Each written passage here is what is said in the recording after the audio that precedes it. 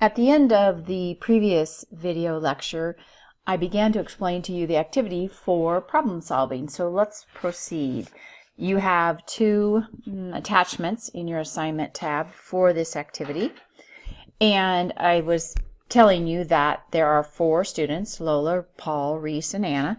And you get to pick which one you want to use for your problem solving activity. It says team activity, but you'll actually be doing this by yourself. So you can see in the second sheet, on the left column are the problem solving steps that are described by your authors in the textbook. And on the right are where your notes are going to go. That's where you're going to type. I gave you a little bit of information in each one of those rectangles in the right-hand column under your notes, and you can type in the rest of the information about the student that you chose and practice the problem-solving steps. As we move forward now, we are, I had forgotten to bring in those steps again. All right, there we go. Nice. Let's move now to your Blocks book, Chapter 4. This chapter is an overview, really, of the whole balance of our book, of the Building Blocks textbook. The name of the chapter is Getting Started, and you can see that on this slide we have steps that are outlined as the 6 steps for teaching young children who have disabilities or delays. So the first through the 4th steps, 1, 2, 3, 4, I'm sorry, 1, 2, 3, are the ones that we're going to talk about first. Assessing the quality of the classroom, planning the classroom schedule, and then planning for individual children. You can see in the parentheses there, I have listed the documents that your authors have provided you that you can use, fill out to work through each one of these steps.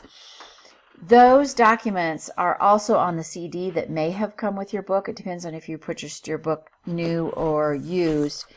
If you do decide to sell this book back, which you may or may not at the end of our semester, I encourage you to consider copying that CD and then putting the original CD back in the book so the next student might be able to have access to those materials as well.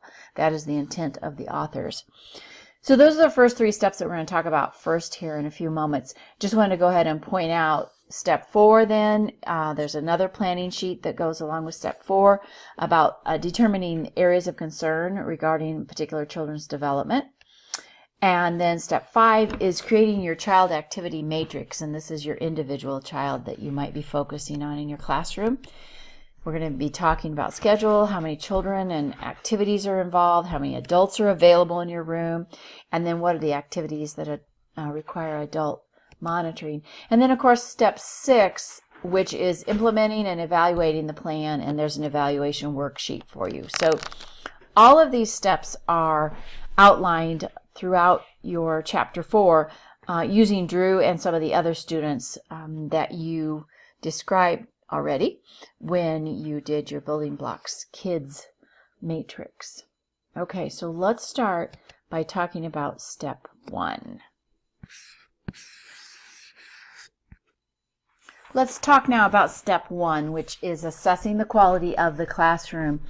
Remember the building blocks. Remember what the base block is, that big one? If you don't remember, you might want to look it up right now.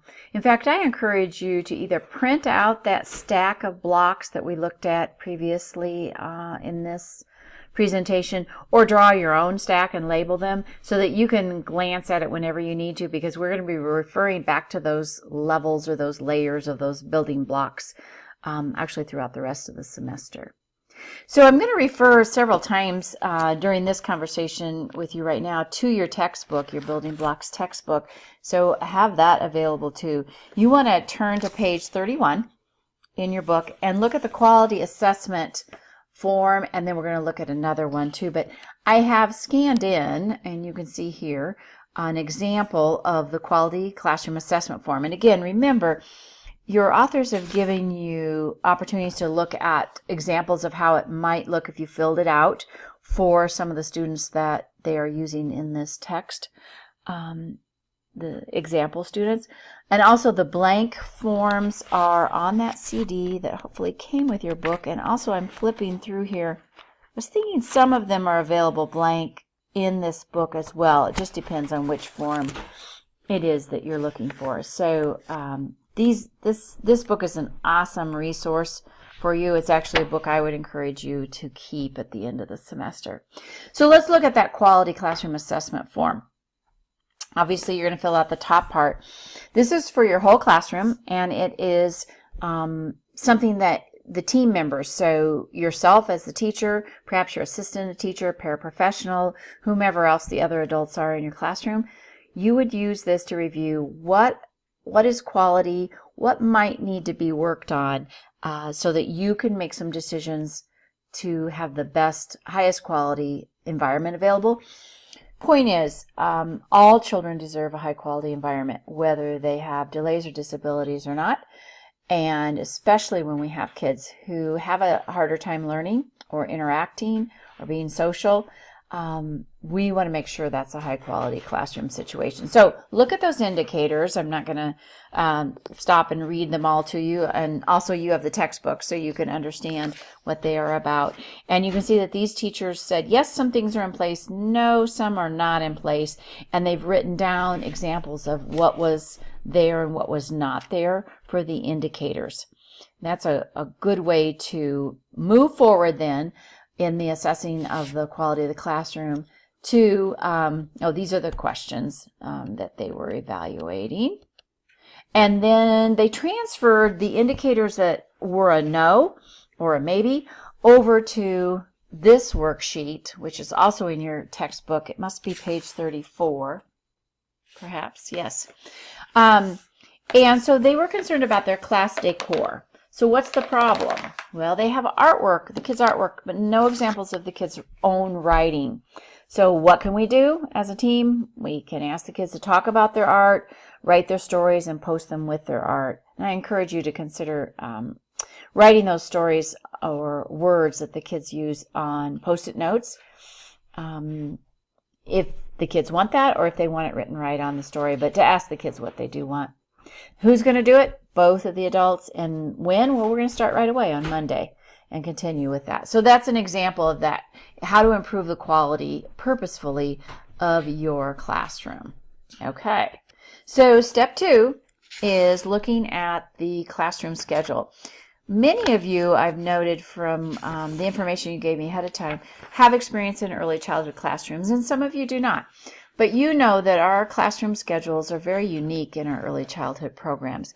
And so what the authors want you to consider when designing your own classroom schedule, which, by the way, you will be doing later on in one of your assignments. Think about that balance of active and quiet time. Some time that's teacher directed, most of the time that's child choice, both large and small groups, and opportunities for one-on-one interactions, and time to play alone or play with groups. These are the things we want to consider in our schedule. We want to always have outdoor large motor time. Obviously, if the weather won't allow it, we want a space where we can have that gross motor or large motor time. Adequate time for routines such as toileting and snacks and transitions. We all know that at this age, a lot of the learning that's going on is involved around the routines. And to be honest, a lot of the routines that are important are learning how to use the bathroom and learning how to have snacks and eat by ourselves and throw away our things, and how to transition from one activity to the next. These are actually as important as academic skills, because if these pieces are not in place, the students won't actually be able to attend to academic learning. So think about allowing adequate time and providing supports and teaching your students how to do these routines.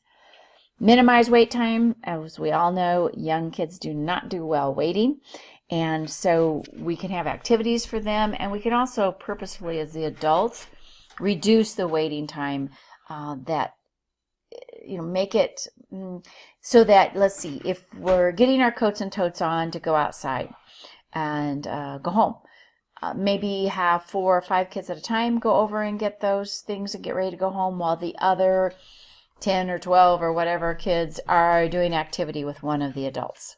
So think about options there. This slide gives you some examples of some classroom schedules. There are many more examples in both building blocks and actually in the practices book as well.